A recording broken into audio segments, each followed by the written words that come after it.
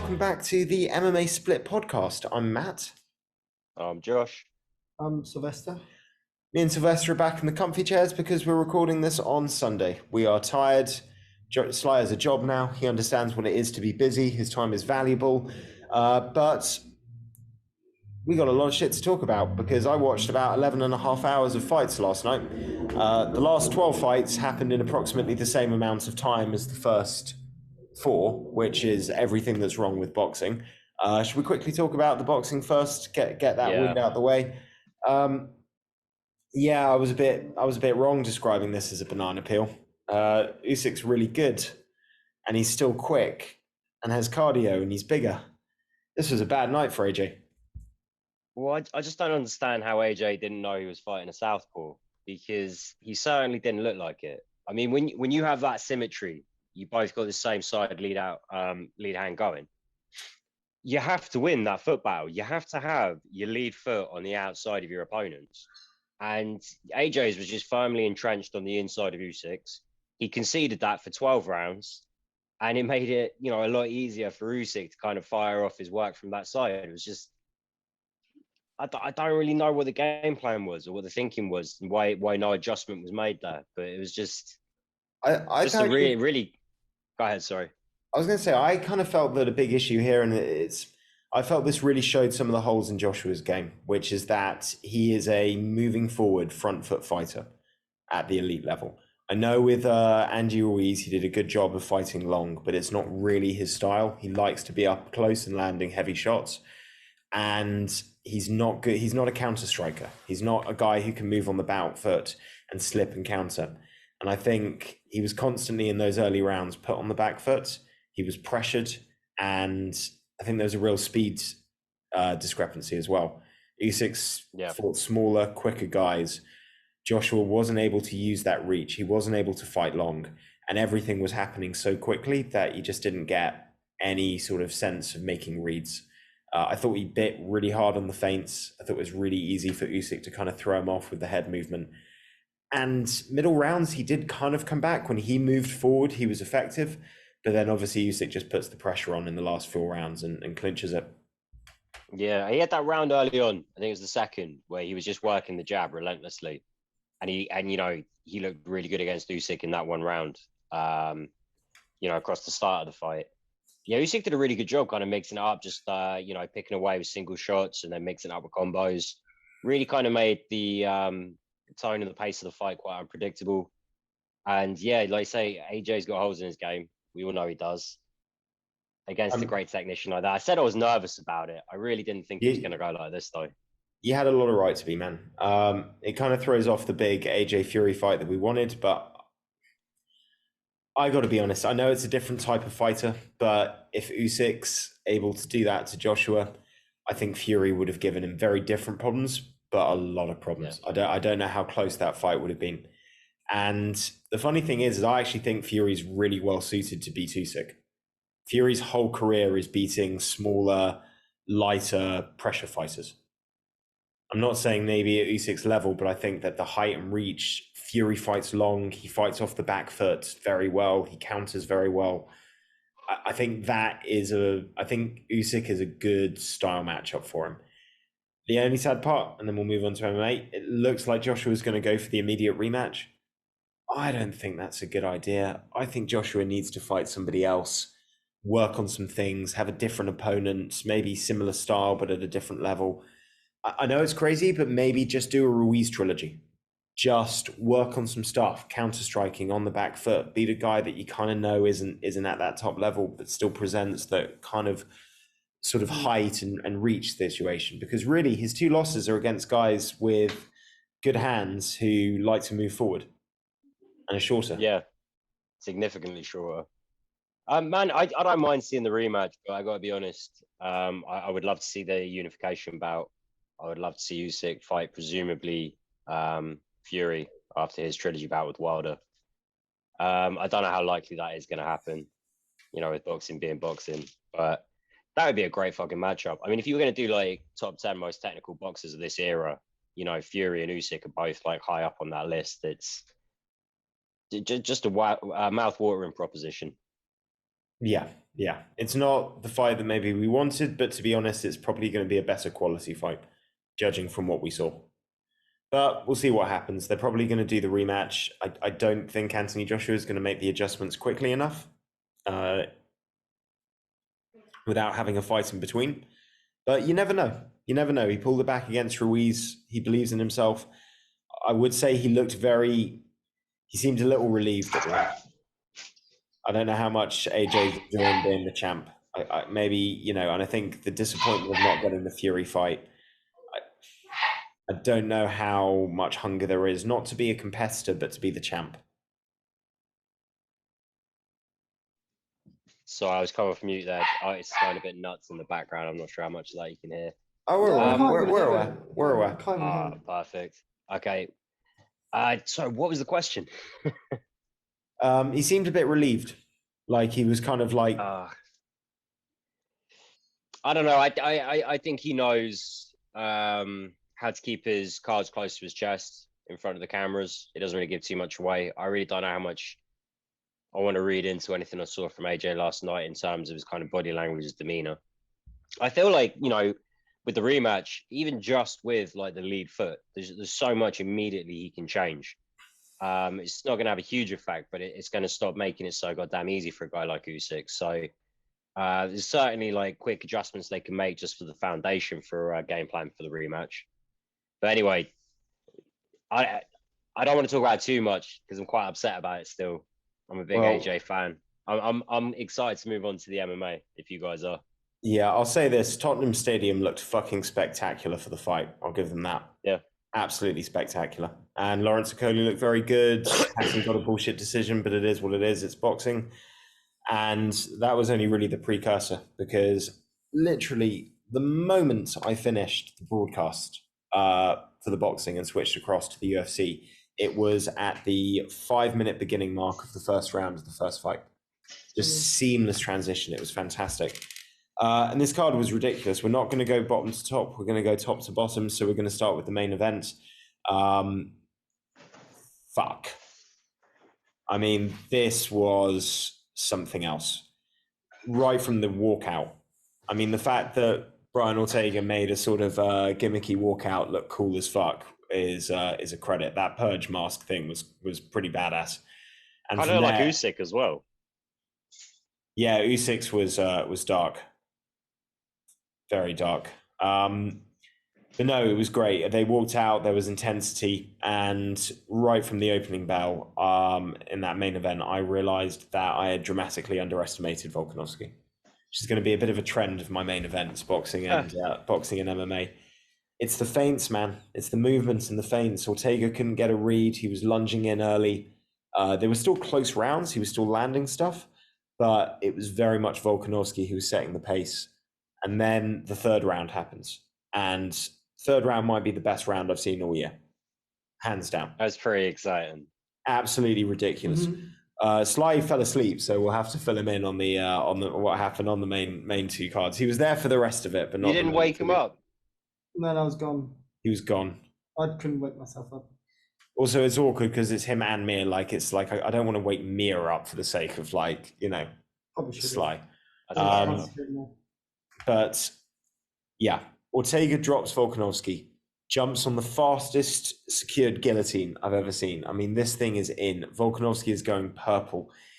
He's literally gargling at some point. Like, literally sounds from his mouth. And he doesn't tap and gets out. Then gets locked in a triangle for like another 20 seconds. Still going purple. Refuses to tap. Seems like it's 100% locked in. Finds a way to slip out. And then lands some of the most brutal fucking ground and pounds on Ortega, to the point where I'm amazed the fight didn't get stopped there, because Ortega took about a minute just to get off the ground. And then there was about a minute of him. Yeah, there was about a minute of him being checked on by the doctors. And then another full round of him getting fucking ground and pounded. And then another look at the doctors. And then fifth round, Ortega comes out like there's nothing wrong with him. Wins the last round, in my opinion, not in two judges' opinions, but fuck it, what can you do? Ortega's tough, man. I felt for him because that's two title shots now where it's everyone's going to talk about how tough he is rather than how good he is. And he was so close in a couple of moments, but he couldn't match the footwork. Volkanovski's so good at creating space and feinting and moving in and out. Well, the Well, I told speed you guys. difference as well. I told Sorry, you go guys. ahead, Slow. No, I told you guys Volkanovski would win. Good, to be fair. You did. Tried to Yeah, warn I you. mean, Sorry, go ahead, Slow. That's it. I was just saying I tried to warn you guys, but that's all I can do. Yeah, Ortega could not handle the speed.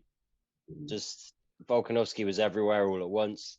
Man, can we just talk about that submission defense? Because I couldn't believe that he got out of that guillotine. I mean, granted, it was a one-arm guillotine. He didn't. He frames up and he's able to like create enough space that he was able to then pop his head out. But like, it was insane. Like, just a tremendous like. It was just brute force strength. I couldn't believe he was able to frame up and like create any space at all like that. It was just ridiculous. He said, even in his post-fight speech, he said at that moment, the only thing going through his mind was, this is it, mate. This is it. You've lost your title. You fucking lost your title. That's it. It's done. It's done. And then it wasn't done. Volkanovski's unreal. Really good. Like, very, really. very, very strong. Like Matt Hughes strong. Just ridiculous. It goes to show how good he and Max really are as well. That, like, we look at Ortega as somebody that just dissected probably the next best guy in the division down, apart from maybe a Giga Chikadze or Yair Rodriguez. We'll see what Yair Rodriguez can become. It just dismantles Korean Zombie. Dismantles him. And Korean Zombie has dismantled pretty much everybody else in the division. And then he comes up against a Max, he comes up against a Volkanovski, and it's just a different level. It's crazy. It's absolutely crazy. And he still had his moments. I think he had the wrong game plan. I think he probably put a bit more faith in his striking than he should have. He tried to outstrike Volkanovski. And actually, you could see when, particularly in the fourth round, he was able to get takedowns. But he was too tired by that point. And it makes you think, if he'd been trying to really implement the takedowns into his game, you see how effective the submissions almost were in the third round. Imagine if he's doing that when he's dry, when he's fresh, when he's not had a bunch of heavy shots landed on him. It's something to consider, and I think that needs to be the next evolution of his game. It's great to see the striking's become as good individually as it has, but he needs to not be viewing these as separate components. These need to be an overall part, all interconnected into one effective package. Exactly like what we see and what we saw in the next fight down that we're going to talk about. Well, this is the thing, though. He's always had this problem. He's always treated his submission grappling as something that should be used opportunistically. When he gets the opportunity, he snatches it. He's never been a guy that kind of creates and dictates these grappling exchanges. I remember early on in his career, he was very much the comeback kid. He was getting all these third-round submissions. And it's not just luck. The guy's skilled. He works very hard. But I think at this level, when you're fighting guys like Volk and Holloway, they're too good. You can't wait for them to slip up and make mistakes because they're few and far between. He's got to find a way to, really blend in the striking with the takedowns. Because as great as his striking has become, I never see him using it like as a dual threat. He never really looks like a true mixed martial artist. He looks like a very accomplished striker with great size who has lethal submissions. Yeah. And then everything in between just kind of gets lost. I couldn't agree more. And it's just connective tissue at this point. You know what I mean? It's in a year he could start working this stuff together. It's almost there. It's almost there. If anything, I think we probably all got a bit too hyped after the Korean Zombie win. He probably needed one more fight before getting a title shot.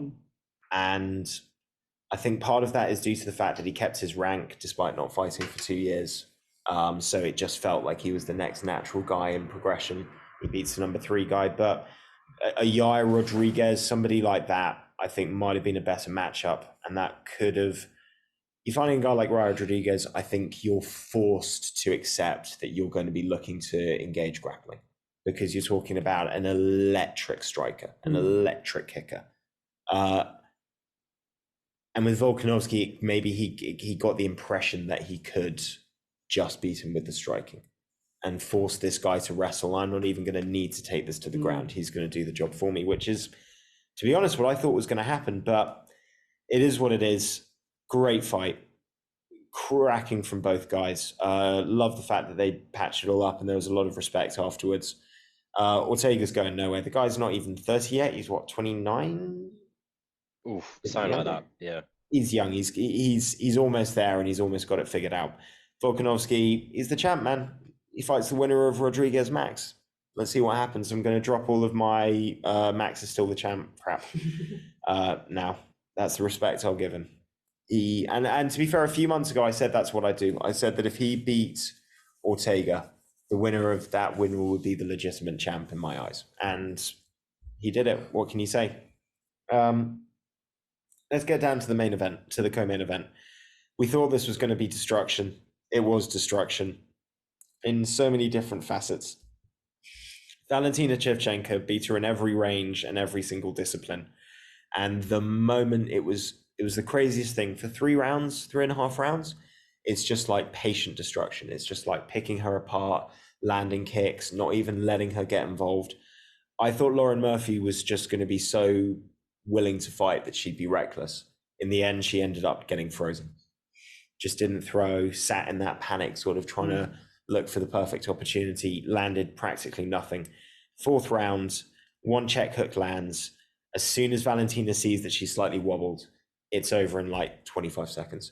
Just brutal. Just switched from methodical to savage the moment she smelled blood.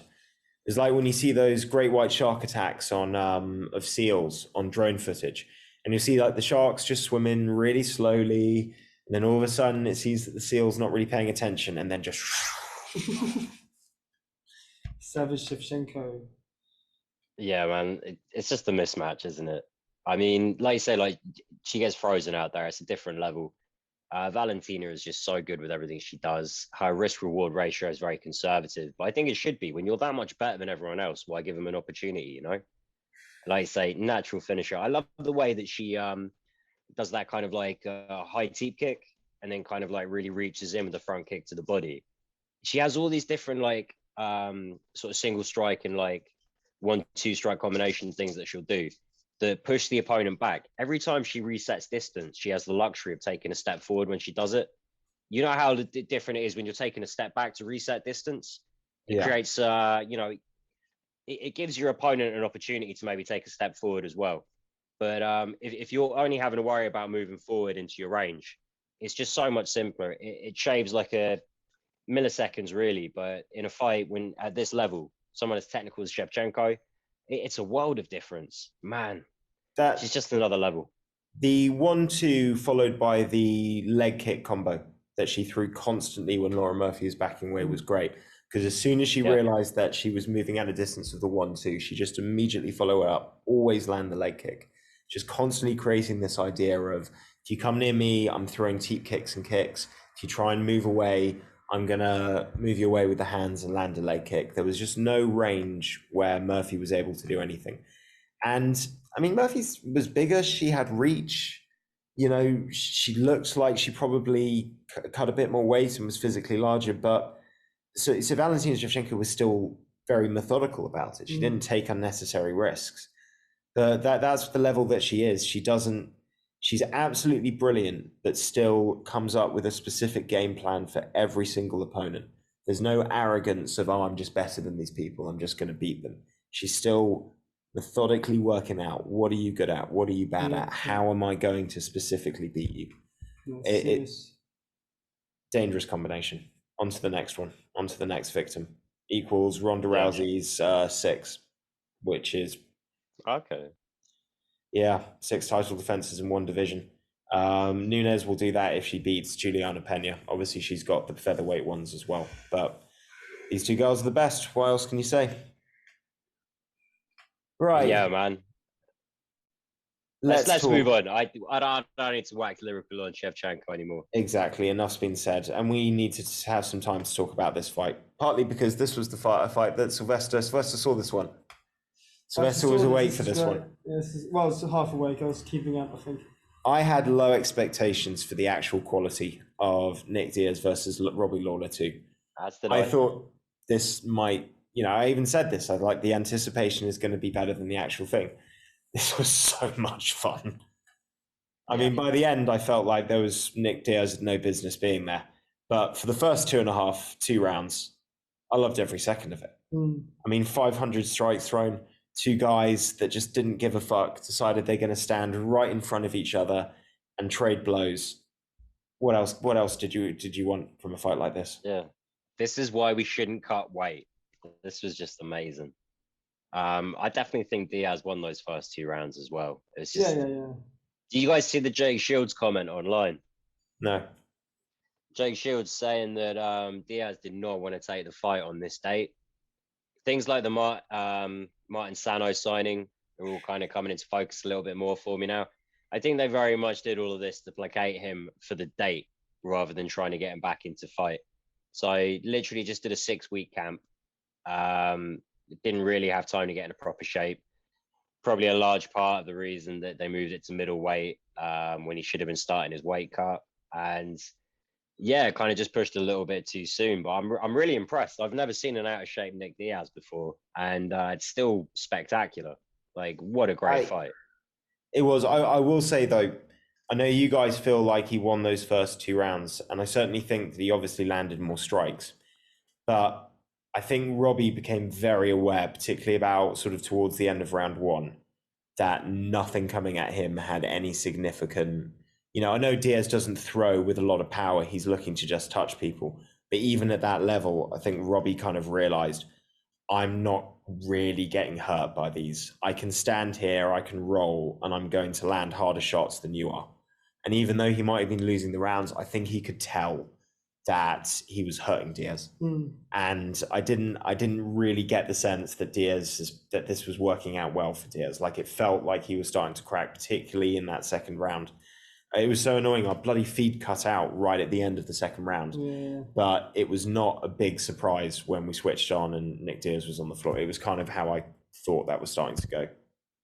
I mean, yeah, this is how Nick fights, though. He throws in volume, and then as soon as the moment's right, and you're kind of talking the other way, tensed up, he'll catch you with a big shot. And he's put some heavy hitters to sleep before. Obviously, the first Lawler fight, that Paul Daly one is an absolute classic. But this was definitely an out of shape guy. Didn't look like a triathlon athlete in there, looked a little bit more like me maybe.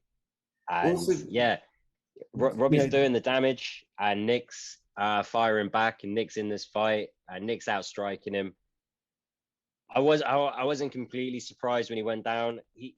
I don't think his knee was hurt. I think he was just done. But he refuses to get up, just kind of retires at the start of the third. No shame though. I'm just so glad to have Nick back. I really hope he takes another fight before he calls it a day. Well, what you said about that and the dates and stuff like that kind of ties into what he was almost saying, where he was like, if I get my ass whooped, I want to come back quickly. It almost feels like he's kind of was expecting this to happen and like writing it off to a certain extent. And him even saying, like, I don't know why, there's a lot of hype about this. I didn't think it was going to be like this. I think he kind of thought he could just quietly come back, have a fight, maybe kind of just get the cobwebs off, and then it's going to be the next one. And it didn't really work out like that. I will say there was just a different level of intensity from Robbie as well. He looked really focused and motivated for this one, and had a willingness to throw. There was a different level of intensity and preparation, and you could see it. Like, Robbie just looked in. He always looks in great shape, but he looked in great shape. He was clearly mentally really focused on this one, and he's never going to be a top guy again. But I certainly hope that we can see a couple more wins from Robbie. Well, that was the Lawler of old. Yeah, that was classic ruthless. And great respect afterwards from both guys. Robbie's a class act, absolute class act. Yeah, Diaz finally got the takedown on the commiserating hug. I quite like that. Lawler comes in at the end of the fight. Diaz kind of hugs him, and then Lawler's on the ground. Well, Diaz didn't really want to fight Lawler, does he? He likes Lawler. He didn't want to fight him in the first place again. I mean, I don't know how much Diaz ever really wants to fight anyone other than maybe like Frank Shamrock. He's just this guy that can't not do it, but has to force himself to do it to the point that he can't enjoy it. You know, he's just a fighter. There's lots of different kinds of fighters out there, but you know, there's no denying that he just is a fighter. And I didn't think this fight was going to be good. I was just very excited to see two guys I love get in the cage together and have a big fight on a pay-per-view. But you know, if they'd stretched that fight out over 5 rounds, I still wouldn't have been disappointed. But I'm a lot happier that it went down this way. And I just hope that Robbie can maintain this, carry this over to the next fight. That would mean the world to me. It looks, who knows, maybe Sanford MMA is going to make a big difference to him. It doesn't look like he's physically compromised. He doesn't look like he's physically past it. It just looks like it's been a mental thing. And if he can get over that mental gap, I don't think he'll ever be a top guy, but he can have some good fights and some good wins. Yeah. We'll see what happens. Let's go quickly down the main card because there's a particular prelim fight that we have to talk about. But Blades, Jairzinho, pretty much exactly what we thought. Wrestle fucking. Absolute wrestle fucking. No statement. No statement. No big win. Didn't care. Big win. In many ways, the same holes that have been showed against Derek Lewis and Francis Ngannou were still shown. He just didn't pay for them as heavily. Well, his eye's still pretty sore, I reckon. True, but he won the fight at least. Yeah. Which also just goes to show Jairzinho is not as hard a hitter as those top guys. It's not quite this. His power's not quite the same. And thank you, UFC. What have I said for like the last 3 Jairzinho fights? This guy is not 6'4". They keep telling me he's 6'4". He's not. And then finally on the broadcast, they changed it and put him as 6'2". I think they realized that Curtis Blades is listed as 6'3", and they couldn't have a guy listed as taller end up being shorter than the other guy. It just wouldn't make sense. No. Jesus Christ. Do you know, honestly, less said about this one, the better. Let's move on. Andrade, Calvillo, exactly what I thought. Predictable. Yep. Yeah. I mean, when we were watching the walkouts for this one this morning, Kate was just like, "Oh, she's fighting Andrade. She's got no chance." I'm like, "Yes, pretty much the consensus thinking." You know, Andrade almost threw more strikes than Blades and Biggie Boy combined in that one round. Yeah, 48 from Andrade, and they mustered between them 50 across 3 rounds. So Jesus, that's the only thing you need to know about the previous fight. But yeah, where does Andrade go from here? Who does she fight next? They need to give a medal for best of the rest.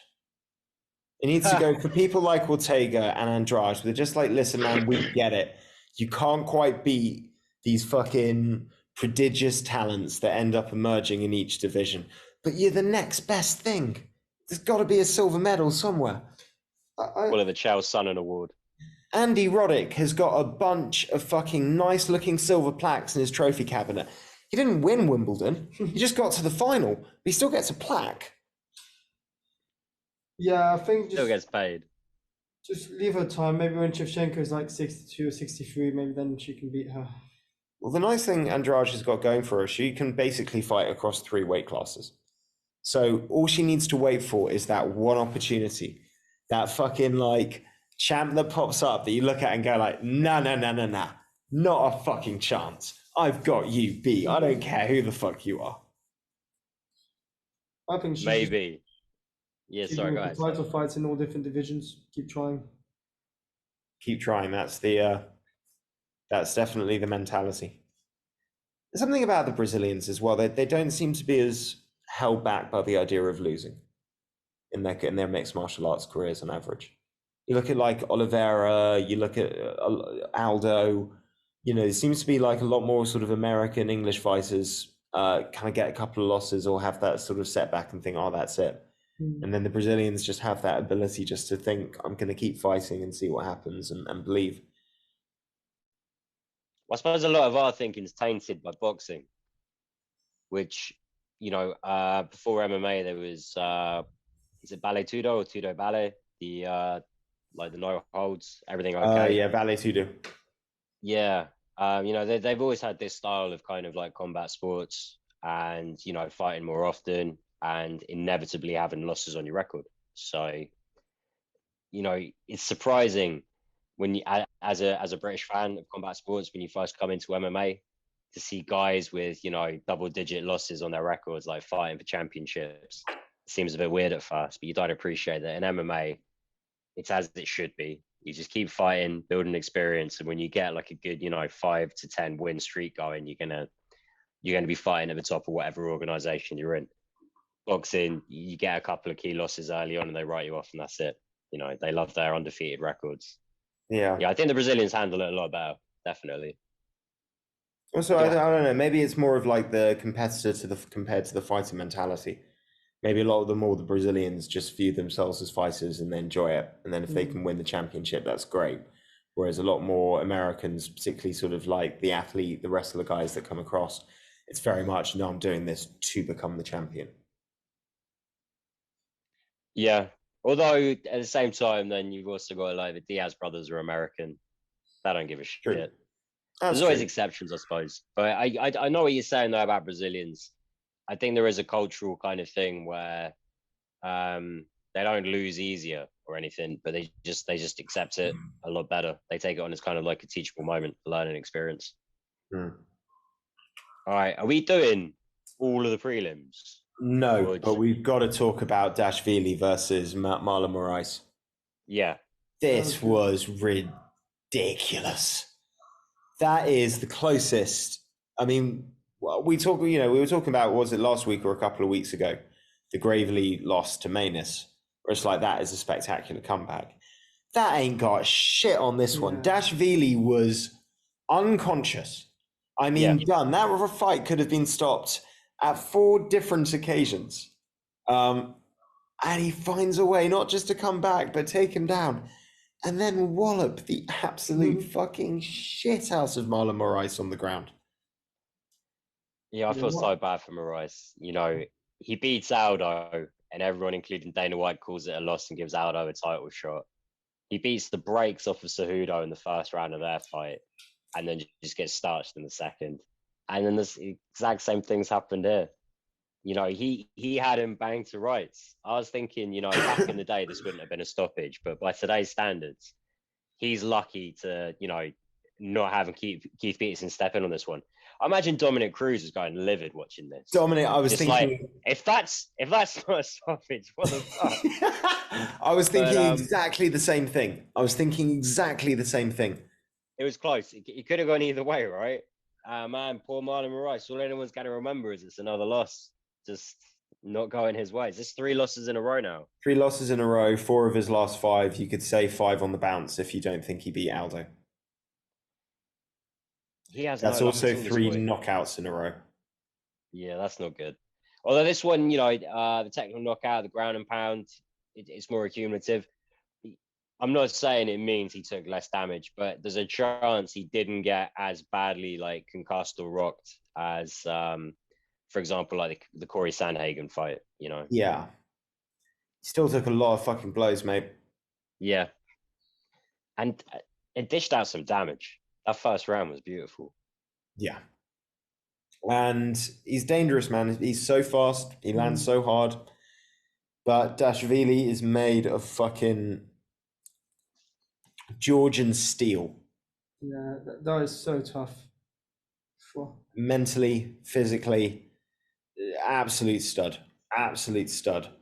Watch out, because that guy is going to be, for all of these extremely talented strikers at bantamweight, this guy is going to be an absolute fucking nightmare.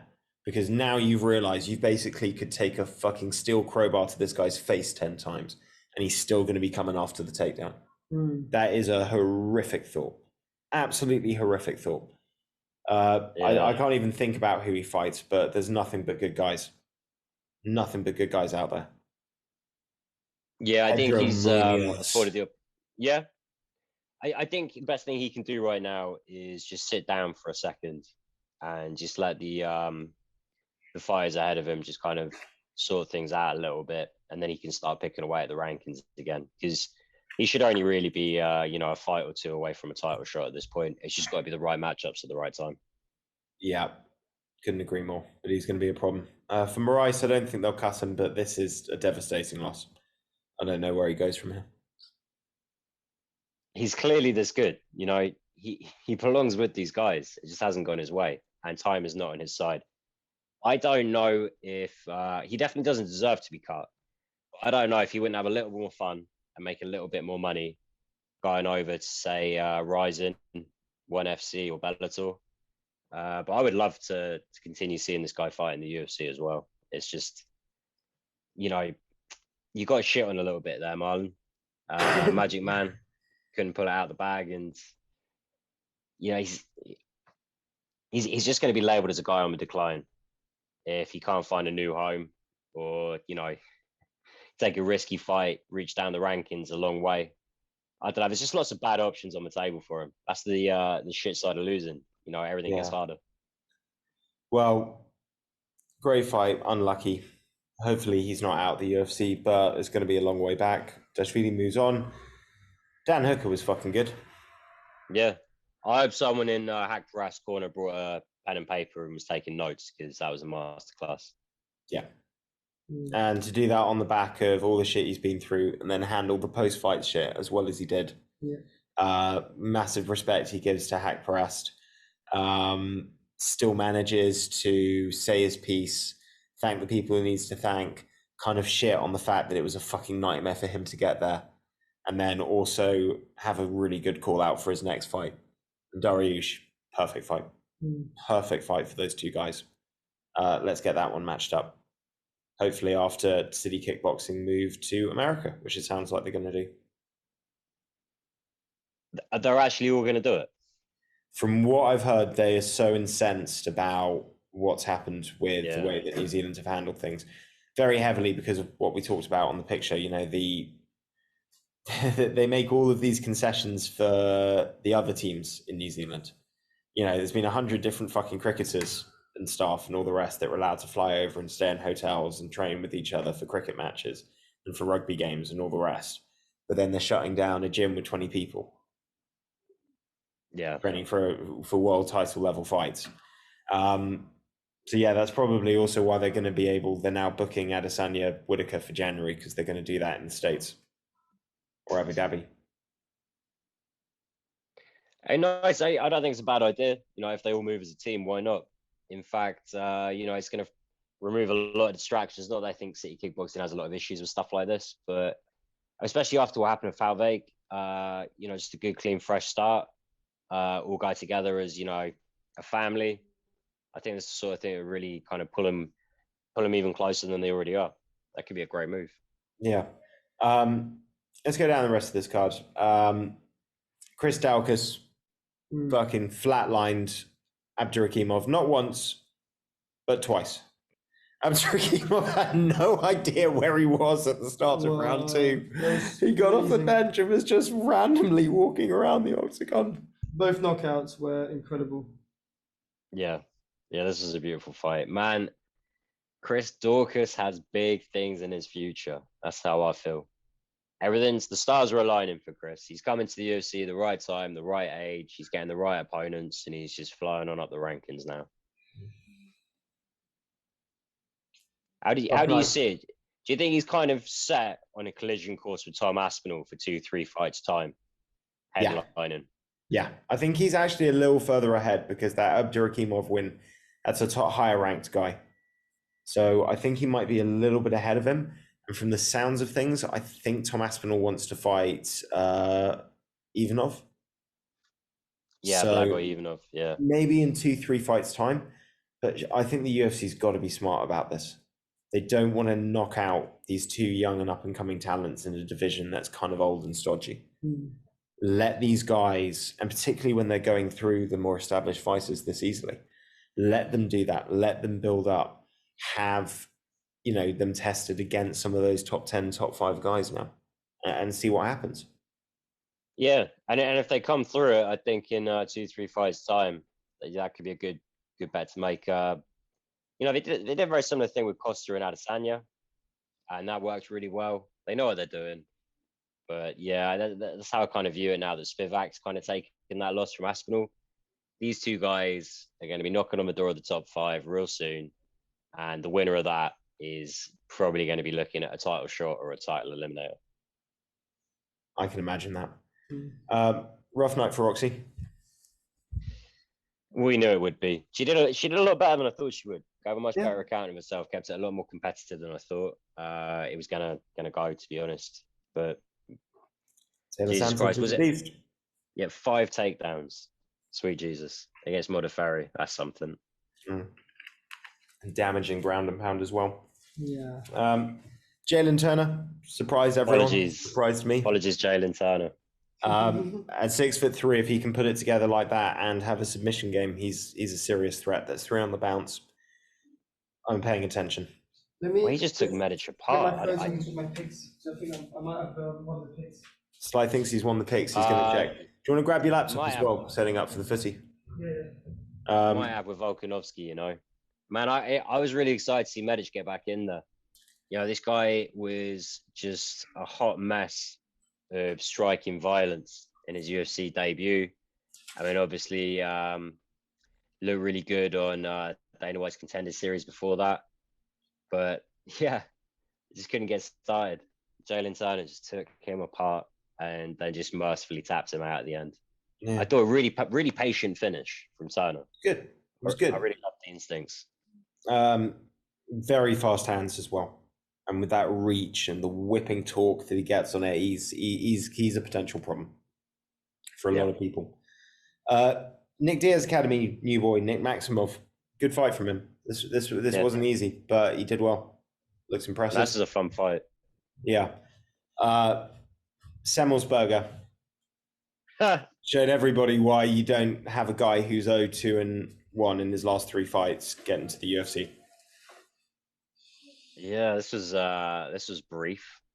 Not really anything to say. Semmelsberger hits hard. I guess Martin Sano, his chin just wasn't up to it. I don't think most people's chins would be up to it. I think the problem is that he wasn't up to not having his chin be in that position to get thunderstruck. Thunderstruck. I mean, there are a couple of knockouts last night where you could just see the hand didn't just hit the chin, it went through the chin. Yeah. The second Daukus one where he's stepping into the right hand as he goes through. And this one from Semmelsberger, it was brutal. Absolutely brutal. Fair play, Semmelsberger. That was cool. I don't think he got 50 grand. I haven't checked who got the bonuses, but DC was really pushing for you to get 50 grand, but there was some knockouts on last night that I think deserved it more than that. Maybe, actually. Here you go. I've got it. Bring it up. We're going to find out from Josh. Bum, bum, bum. What's he finding out? The performance bonuses. So fight of the night, obviously Volkanovski Ortega. Obviously. That one's a given. Rab Dalashvili, guest performance of the night. And then, I don't know, they just give the second one to Volkanovski. Oh, and Chris Dorcas. So Marab and Dorcas get the performance of the night. Ortega Volkanovski got the fight of the night. Yeah, makes sense. JSP had a nice performance here as well. I thought this was a good Morales one. Another guy I underestimated. Well, we like him. We know he's good. Just Morales has looked to this point like a bit of a beast. Looked really good in this fight. It's just JSP was able to tap him out. Yeah. Fucking great. How'd you do on the? Yeah, I got 10. I got 10 picks correct. I got 10 picks correct. 9 and 4. 10. What? I was only 9 and 4. Holy shit! Has Sly won the picks? We're about to find out. So I got Volkanovski wrong, Valentina right, Robbie Lawler right, Curtis Blades right, Andrade right. That's 4. Dashvili right, Hooker right, Daukus right, Tyler Santos right. That's 8.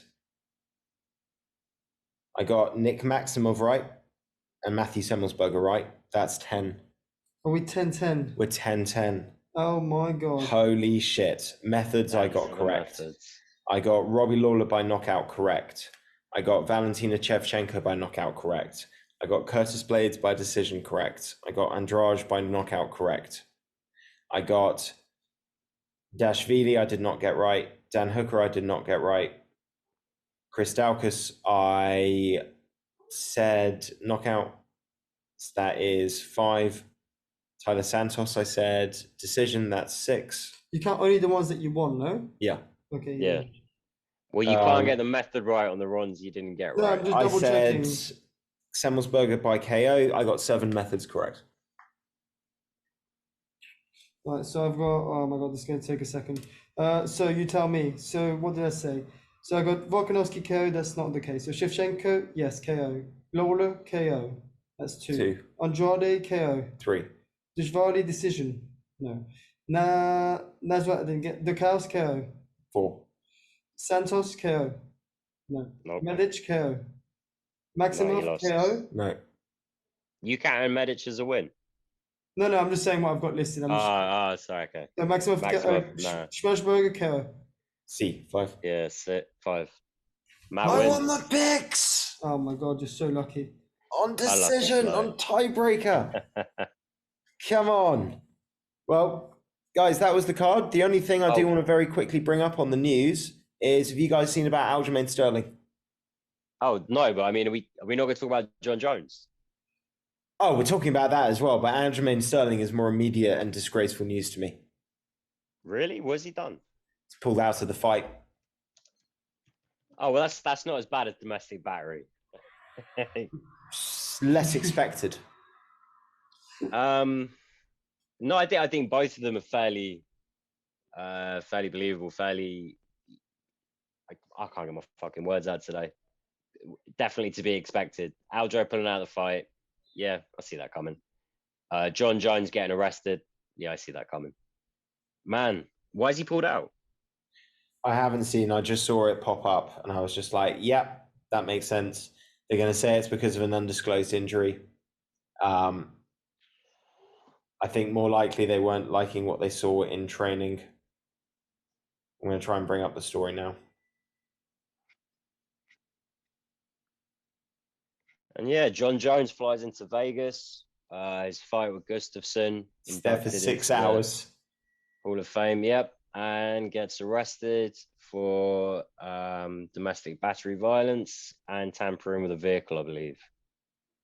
I don't know any more about the details, though. I've been frantically checking. But Jesus Christ, what the fuck's wrong with Bones? He's posted bail, apparently. But he's in a bit of shit because weirdly enough, the domestic battery is only a misdemeanor charge, apparently. But he did some vehicle tampering, and that is no bueno. That's the felony charge.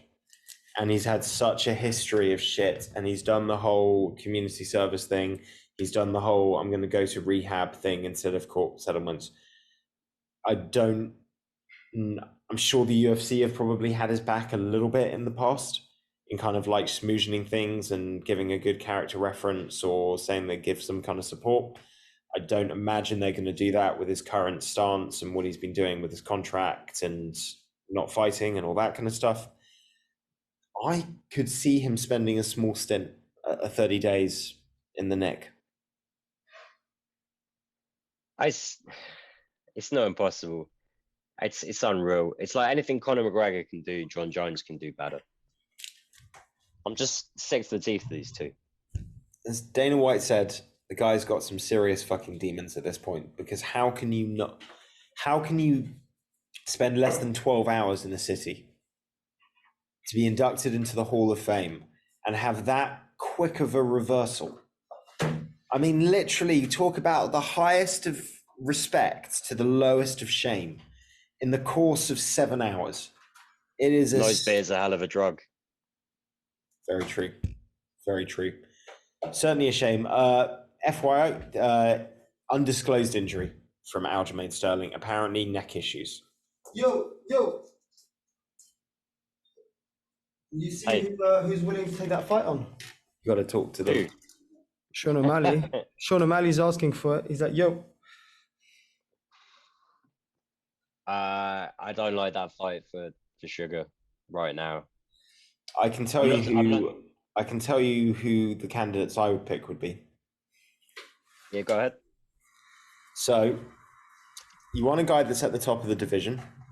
You want a guy who's fresh enough that they can fight on October 30th. So they can't have fought too recently or have a bad injury. So basically, you can't include Dashvili.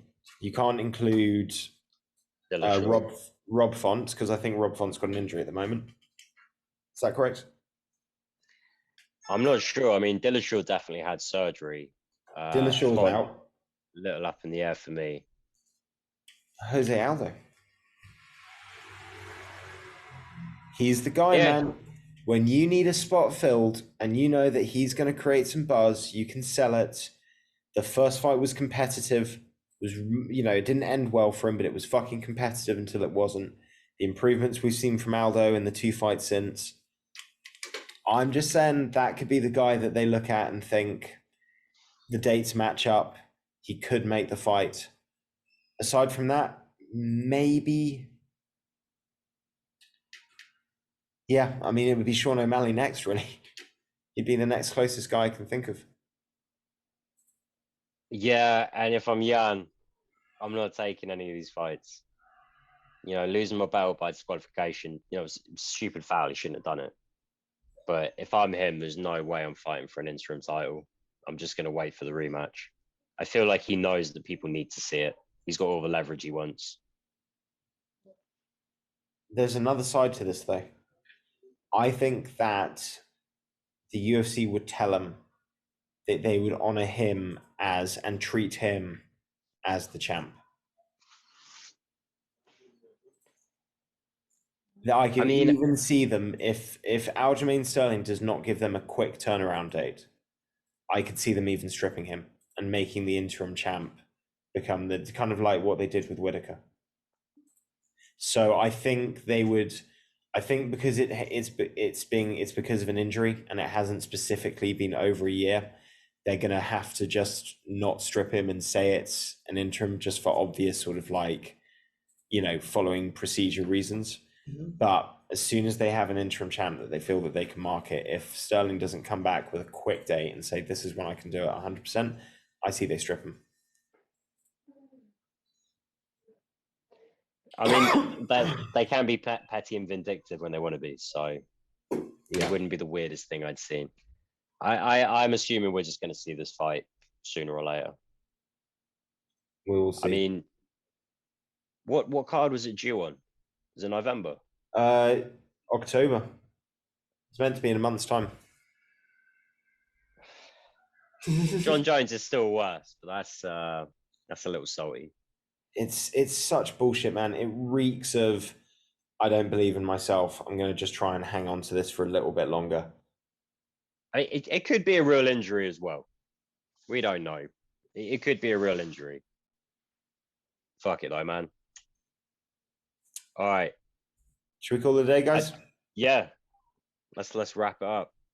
Everyone, okay, have a great week. We'll be back for the pick show later this week. And bye Dave, bye Laurie, bye Trifo. Bye Laurie, bye Dave.